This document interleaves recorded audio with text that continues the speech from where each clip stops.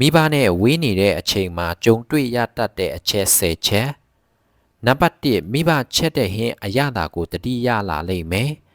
နံပါတ်2အရာရာကိုကိုယ်တိုင်ဆုံးဖြတ်ရခြင်းတွေများလာလိမ့်မယ်